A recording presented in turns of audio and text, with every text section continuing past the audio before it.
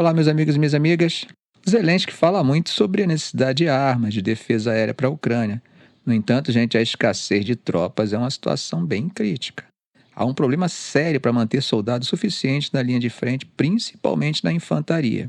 E aí, diante do desgaste, algumas unidades militares estão começando a dar uma segunda chance àqueles que deixaram seus postos durante a guerra. Desde 2022, quase 95 mil casos foram abertos contra soldados que saíram sem permissão ou desertaram. Agora imagine, só em 2024, 2/3 desses casos foram registrados. Isso acaba mostrando como a situação tem se agravado com o prolongamento do conflito. Grandes perdas humanas entre mortos e feridos têm esgotado as forças da Ucrânia e eles simplesmente não conseguem repor as tropas na mesma velocidade.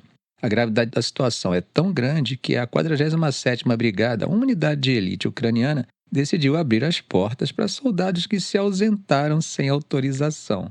Bom, gente, não estamos falando aqui exatamente de desertores de campo de batalha, mas de quem deixou as bases. E nessa situação é considerado um problema menor pelo exército ucraniano.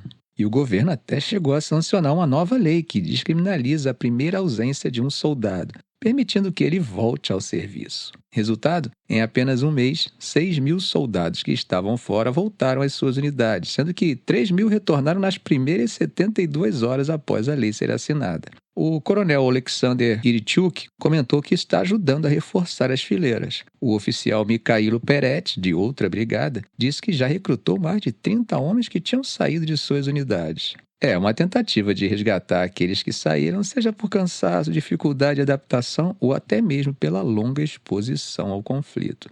Como explicou o analista Gil Bandolar, boa parte desses soldados são homens em seus 40 anos, com saúde já debilitada. Um exército composto por combatentes nessa condição vai naturalmente se desgastar mais rápido do que um de jovens na faixa dos 20 e poucos anos. Além disso, a falta de substitutos para os soldados perdidos coloca uma pressão física e mental gigantesca sobre aquele que permanece na linha de frente. Enquanto isso, Zelensky continua batendo na tecla de que o problema não é a falta de soldados, mas de armas. Ele disse recentemente que só 1/4 das novas brigadas formadas no último ano recebeu os equipamentos necessários para combater. E ele tem resistido à pressão dos Estados Unidos para baixar a idade mínima de alistamento de 25 anos para 18 anos. Agora, o que a gente tira disso tudo? Bom, por um lado, essas medidas para reintegrar soldados podem ser realmente um alívio momentâneo, mas, por outro, mostra o nível crítico de desgaste da Ucrânia. Será que é o suficiente para mudar os rumos do conflito? É claro, gente, que essa situação crítica de pessoal não é exclusividade da Ucrânia, tá? A Rússia também enfrenta esse tipo de problema, mas basta considerarmos a população dos dois países para percebermos que o problema para a Ucrânia é bem pior. O moral da própria população está muito mais fragilizado e o fim da guerra passa a ser o único objetivo, já não importando se no campo de batalha ou na mesa de negociação. E aí é que entra o fator Trump. Então vamos conversar um pouco sobre as possíveis propostas de paz que podem surgir a partir da posse de Trump.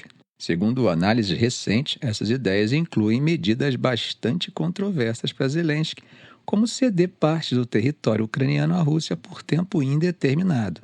Olha só, entre os conselheiros de Trump estão nomes como o general aposentado Keith Kellogg, que deve assumir como enviado para os assuntos Rússia e Ucrânia. A ideia deles parece que joga um balde de água fria nas pretensões de Zelensky sobre sua possível entrada para a OTAN. Ao que tudo indica, eles querem tirar a entrada da Ucrânia para a organização da mesa de negociações e, com isso, tentar forçar uma conversa entre Moscou e Kiev. E como fariam isso? Bom, oferecendo incentivos e pressionando os dois lados, ameaçando cortar a ajuda militar dos Estados Unidos à Ucrânia se ela não aceitar dialogar, mas prometendo intensificar essa ajuda caso Putin recuse negociar. E aí vem a promessa de Trump, que, para muitos, soa mais como uma campanha do que como realidade: resolver o conflito em 24 horas.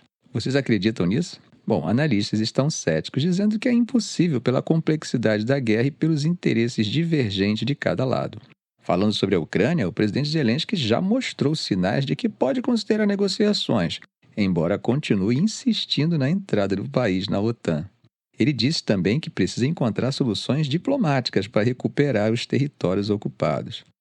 Mas do lado russo a história é outra. Putin parece estar jogando com o tempo. Segundo Eugênio Huner, o líder russo prefere esperar conquistar mais terreno e talvez arrancar concessões futuras de Trump ou da Ucrânia.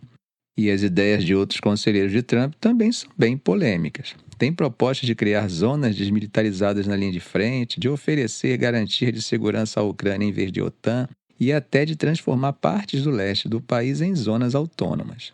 Vocês conseguem imaginar a repercussão disso? Tanto na Ucrânia quanto entre os aliados ocidentais, essas ideias enfrentariam uma resistência enorme. Agora, será que o Putin toparia sentar à mesa?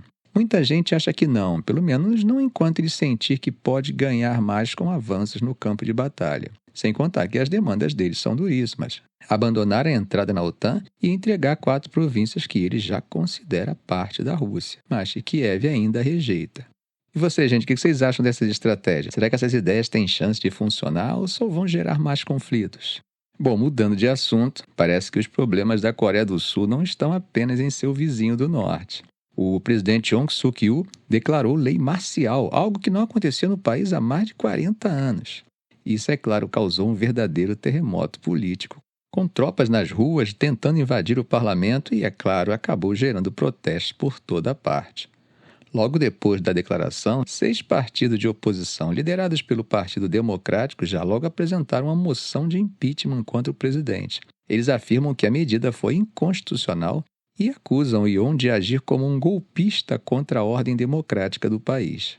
A pressão foi tão grande que Yoon recuou em poucas horas. Ele retirou a ordem após o parlamento votar contra e ainda convocou uma reunião do gabinete para aprovar oficialmente o fim da lei marcial. Mas, gente, o estrago já estava feito. Protestos tomaram conta do país e até velas foram acesas em vigílias que lembram as manifestações que levaram ao impeachment da ex-presidente Park Geun-hye lá em 2017. Tá, mas e por que Yoon tomou essa decisão tão extrema? Bom, ele alegou ameaças comunistas da Coreia do Norte e forças anti-Estado no próprio país. Mas ele não deu muitos detalhes, né? Na prática, muitos veem essa ação como uma tentativa desesperada de desviar o foco de problemas internos, como a economia em crise e os escândalos envolvendo sua esposa. Não é à toa que sua aprovação caiu para apenas 19% na última pesquisa Gallup. A situação também gerou um impacto internacional. Os Estados Unidos, que mantém 30 mil soldados na Coreia do Sul, ficaram surpresos e preocupados com a medida. Até suspenderam reuniões importantes, como o Grupo de Consulta Nuclear. Outros países, como o Japão e Reino Unido, estão de olho nessa crise, enquanto a China pediu calma aos seus cidadãos na Coreia do Sul. Bom, a oposição controla a maioria do parlamento e está pronta para votar o impeachment. Mas para que o presidente seja removido, é necessário o apoio de 2/3 dos deputados e a aprovação de 6 dos 9 juízes da Corte Constitucional. Se isso acontecer, ele será o segundo presidente da Coreia do Sul a ser instituído no período democrático, o que já é histórico. Bom, gente, mas nesse quesito, estamos ganhando deles por 1 ponto. Se o impeachment de Suk-yeol for aprovado, eles empatam com a gente. Atravessando o Mediterrâneo, a situação na Síria continua grave e imprevisível, hein? Os combates agora estão se espalhando para a região de Ramá. Os insurgentes estão pressionando tanto pelo norte quanto pelo leste, com ataques intensos que estão colocando o exército sírio em uma posição defensiva. Ontem, os combates chegaram perto de Jabal Zain e Al-Bidin, e hoje relatos indicam confrontos ferozes em Al-Hiyah e áreas vizinhas. Abu Mohamed Al-Golani, que é o comandante do HTS, apareceu em um vídeo na cidade de Alepo, cercado por apoiadores em um gesto altamente simbólico. Como comentamos no vídeo de ontem, essa cidade foi um marco da vitória do regime em 2016. Agora ela está nas mãos dos rebeldes, o que é um golpe simbólico e estratégico para Assad e seus aliados Rússia e Irã. Moscou e Teherã estão se apressando para dar apoio ao regime, mas, ao mesmo tempo, eles enfrentam desafios em outras frentes, como a guerra na Ucrânia e as tensões no Oriente Médio. A Rússia intensificou seus bombardeios aéreos enquanto milícias iranianas, incluindo grupos iranianos e afegãos, estão sendo mobilizados para reforçar as linhas de frente. No entanto, a perda de bases militares e a captura de armamentos por insurgentes aumentam as dificuldades do governo. Assad, em resposta, lançou uma nova campanha de recrutamento, aumentando os salários militares em 50% e estabelecendo pontos de alistamento em Damasco e Deir al-Zor. Apesar do avanço impressionante, gente, os insurgentes enfrentam certos desafios. A HTS, que é considerado um grupo terrorista por Damasco, aliados ocidentais e até pela Turquia, agora controla uma quantidade maior de territórios do que tinha há anos. No entanto, a governabilidade dessas áreas é uma questão em aberto. Relatos já indicam escassez de alimentos e combustível em Alepo, o que pode acabar complicando ainda mais a consolidação desse controle. Além disso, gente, a HTS tem aliados variados, incluindo facções rebeldes apoiadas pela Turquia, como o Exército Nacional Sírio, que tem sua própria agenda de manter os curdos afastados da fronteira e criar zonas seguras para refugiados sírios. Como comentamos ontem, essa aliança fragmentada pode acabar se tornando um ponto de tensão no futuro. Os Estados Unidos ainda mantêm tropas no nordeste da Síria, apoiando as forças lideradas pelos curdos, que foram importantes na luta contra o Estado Islâmico. Ao mesmo tempo, a Turquia segue investindo em seus aliados rebeldes na região. Com isso, meus amigos, a Síria continua sendo um tabuleiro geopolítico bem complexo, com múltiplos interesses regionais e globais se sobrepondo. Tudo isso se conectando tanto com a região do Médio Oriente quanto com o conflito na Ucrânia. Ficamos por aqui. Se esse vídeo foi útil a você, faça um comentário, compartilhe em suas redes sociais, dê um like.